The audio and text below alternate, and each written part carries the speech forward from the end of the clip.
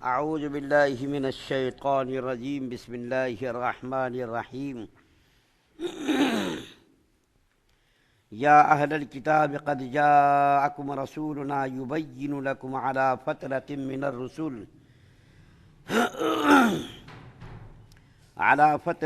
الرسل ان تقولوا ما جاءنا من بشیر ولا نذیر فقد جاءکم بشیر ونذیر واللہ علی کل شیء قدیر۔ اے اہل کتاب، تمہارے پاس ہمارے یہ رسول آپ پہنچے جو کہ تم کو صاف صاف بتلاتے ہیں، ایسے وقت میں کہ رسولوں کا سلسلہ موقوف تھا، تاکہ تم یوں نہ کہنے لگو کہ ہمارے پاس کوئی بشیر اور نذیر نہیں آیا۔ سو تمہارے پاس بشیر اور نذیر آ چکے ہیں، اور اللہ تعالیٰ ہر چیز پر پوری قدرت رکھتے ہیں۔ سورہ مائدہ کی آیت نمبر 19 آپ کے سامنے پڑھی گئی ہے۔ اس آیت کریمہ میں اللہ تعالیٰ نے کئی قسم کے مضامین کو بیان فرمایا ہے۔ سب سے پہلے تو اللہ تعالیٰ نے اس سے پہلے کی آیت میں یعنی 18 نمبر کی آیت میں یہود و نصارہ کے اس باطل دعوے کو بیان فرمایا تھا کہ یہود و نصارہ کہتے تھے کہ ہم اللہ کے محبوب ہیں، اللہ کے لاڈلے ہیں، اللہ کے مقرب ہیں، اور اللہ کی ہم اولاد ہیں، ہم کو اللہ تعالیٰ عذاب نہیں دیں گے، جہنم کے اندر نہیں ڈالیں گے، اور اگر اللہ تعالیٰ نے جہنم کے اندر ڈالا بھی اور عذاب کے اندر مبتلا بھی کیا تو بس چند روز کی بات ہے، اس کے بعد پھر اللہ تعالیٰ ہم کو جہنم سے نکال کر کے جنت کے اندر ڈالیں گے۔ تو اللہ تعالیٰ نے اس کی تردید فرمائی تھی کہ اگر تم اپنی بات میں سچے ہو، اپنے دعوے میں سچے ہو، تو تم کو پھر اللہ تعالیٰ عذاب کیوں دے رہے ہیں؟ مختلف زمانوں میں، ہر دور میں، ہر زمانے میں تم کو اللہ تعالیٰ نے مصائب کے اندر، تکالیف کے اندر مبتلا کیا، کبھی ظالم بادشاہ کو مسلط کر کے، کبھی طاعون کا مرض تمہارے اوپر طاری کر کے، اسی طریقے سے ہر دور میں تم کو ظلم و ستم کا نشانہ بنایا گا۔ اس آیت کریمہ میں اللہ تعالیٰ نے ایک اور مضمون کو بیان کیا۔ وہ مضمون یہ ہے کہ اللہ تعالیٰ فرمانے کہ اے یہود و نصارہ، اے اہل کتاب، تمہارے پاس ہم نے ایک ایسے رسول کو بھیجا جو حق بات، صاف صاف سچی بات تمہارے سامنے وہ بیان کرتے ہیں۔ اس آیت کریمہ کے شان نزول میں بیان کرتا ہوں، اس کے بعد مضمون کو بیان کروں گا کہ اللہ کے رسول صلی اللہ علیہ وسلم نے جب یہود و نصارہ کو دعوت حق دی اور اس کو اسلام کی طرف بلایا تو یہود و نصارہ نے یہ بجائے اس کے کہ وہ مانتے، حق کو قبول کرتے، بس وہ مخالفت پر اتر گئے اور نبی کریم صلی اللہ علیہ وسلم کو تکلیف اور ایذا پہنچانے کے در پہ ہو گئے۔ تو دو صحابی ہیں، حضرت معاذ بن جبل رضی اللہ تعالیٰ عنہ اور سعد بن عبادہ رضی اللہ تعالیٰ عنہ، یہ بڑے مقام کے صحابی ہیں، ان کے بڑے فضائل احادیث کے اندر وارد ہوئے ہیں۔ ان دونوں صحابہ کرام نے یہودیوں کے پاس جا کر کے کہا، اے یہودیوں کی جماعت، اللہ کے رسول صلی اللہ علیہ وسلم کے دنیا میں تشریف لانے سے پہلے اور پھر دنیا میں آنے کے بعد بھی، مدینے میں آنے سے پہلے تم لوگ ہم لوگوں سے نبی کریم صلی اللہ علیہ وسلم کے بارے میں ہمیشہ بیان کرتے رہتے تھے، ان کے اوصاف و خصائل، ان کی صفات، ان کی نشانیاں، ان کی علامتیں تم لوگ بتاتے تھے کہ دیکھو کہ آخری زمانے میں کیسے نبی آنے والے ہیں، ان کی یہ علامت ہوگی، ان کی یہ صفت ہوگی، ان کی یہ نشانی ہوگی، اتنی ساری باتیں تم بتاتے تھے۔ اور جب وہ نبی صلی اللہ علیہ وسلم مدینہ آ گئے تو تم ماننے کے بجائے اس کی مخالفت پر کمر بستہ ہو گئے۔ تو بھی بتاتے تھے نا کہ وہ نبی آنے والے، وہ نبی آ گئے، یہ نشانی ہے، یہ صفات ہے، یہ جو ہے علامتیں ہیں، ساری علامتیں تمہاری بتائی ہوئی اس نبی کے اندر پائی جاتی ہیں، پھر تم ماننے کے لیے تیار نہیں، مخالفت پر کمر بستہ ہو گئے اور ان کو ایذا اور تکالیف پہنچانے کے پیچھے لگ گئے۔ مان لو ابھی بھی۔ تو ان لوگوں نے کہا نہیں، میں نے ایسی بات نہیں کہی۔ وہ تو کمبخت لوگ ہمیشہ جھوٹ بولتے ہیں نا، جھوٹ بولنا، دھوکہ دینا، فریب کرنا، سازش کرنا، ان کا یہ محبوب مشغلہ ہے، ہر زمانے میں ان کا یہ محبوب مشغلہ رہا اور اب بھی ان کا یہ محبوب مشغلہ ہے۔ جھوٹ بولنا، دھوکہ دینا، فریب کرنا، سازش کرنا، یہ ہمیشہ ہر دور میں ان کا محبوب مشغلہ رہا۔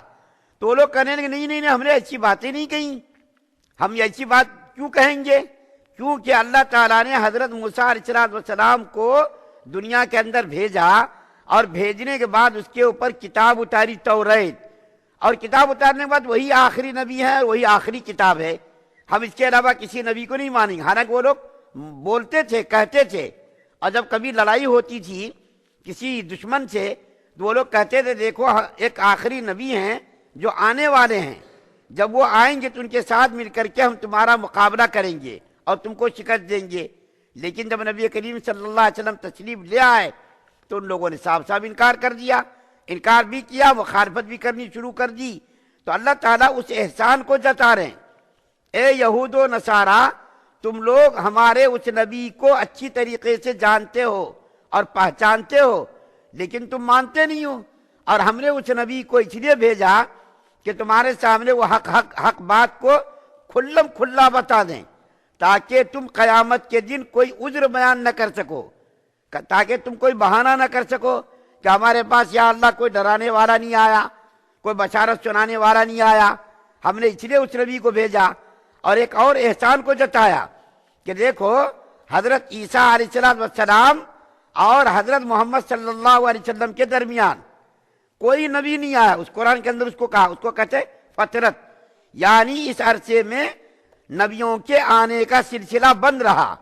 حضرت موسیٰ علیہ السلام اور حضرت عیسیٰ علیہ السلام کے درمیان 1900 سال کا وقفہ ہے،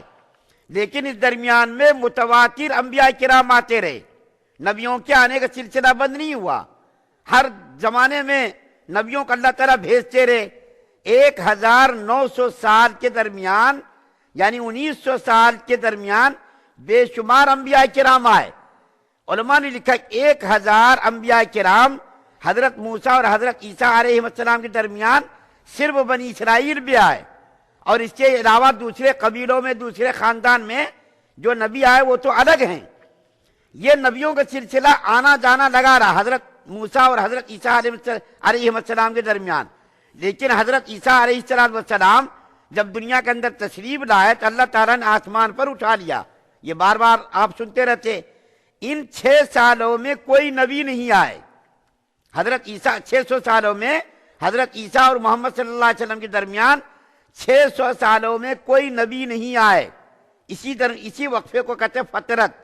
یعنی اس درمیان میں کوئی نبی نہیں، نبیوں کے آنے کا سلسلہ بند رہا۔ تو اللہ تعالیٰ نے نبی کریم صلی اللہ علیہ وسلم کو 600 سال کے بعد بھیجا۔ بعض علماء کہتے 500 سال کے بعد، بعض کہتے 570 سال کے بعد۔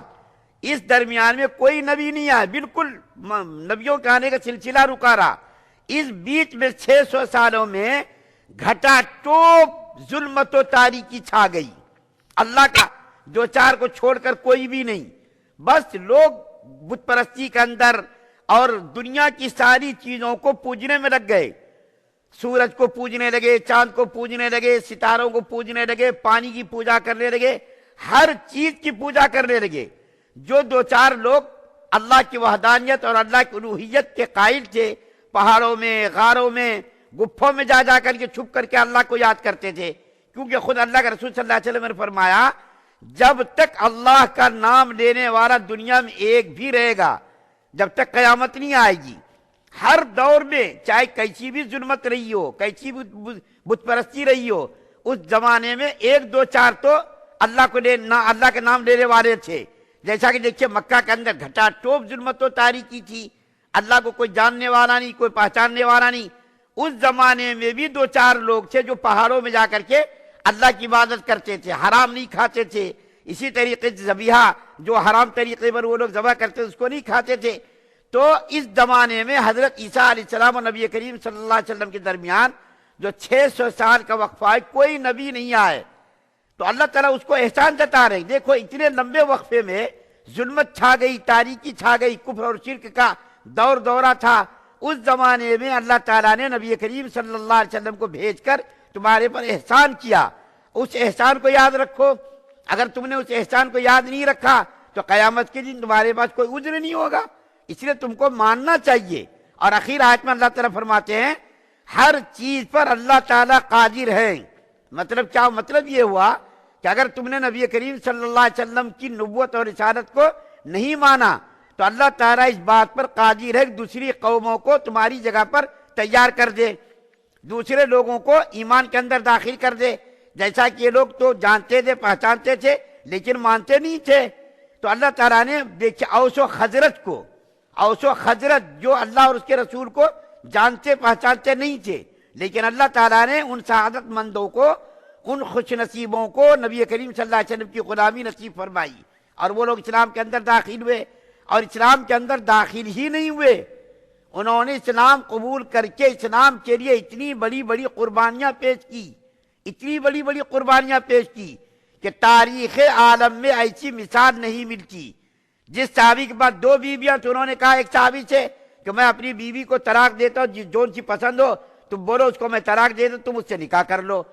اپنے باغوں کو 2 حصوں میں تقسیم کر دیا، اپنے گھروں کو 2 حصوں میں تقسیم کر دیا، اور مہاجرین کے لیے انہوں نے پناہ گاہیں جو ہے فراہم کی۔ ایسی مثال تاریخ عالم میں، تاریخ اسلام میں نہیں، تاریخ عالم میں ملتی ہی نہیں ہے۔ جیسی فداکارانہ قربانیاں، بے مثال قربانیاں اوس و خزرج انصار نے پیش کی، ویسی تاریخ عالم ایسی مثال نہیں ملتی۔ تو اللہ تعالیٰ کیا فرما رہے کہ اے یہود و نصارہ، اگر تم نے اس رسول کی مخالفت کی اور اس کو نہیں مانا تو تمہاری جگہ پر دوسرے لوگوں کو ہم کھڑا کر دیں گے۔ اللہ تعالیٰ سے دعا ہے کہ اللہ تعالیٰ ہم تمام مسلمانوں کو سننے زیادہ عمل کرنے کی توفیق عطا فرمائے۔ سبحان اللہ و بحمدہ، سبحانک اللہم و بحمدک، ونشہد ان لا الہ الا انت۔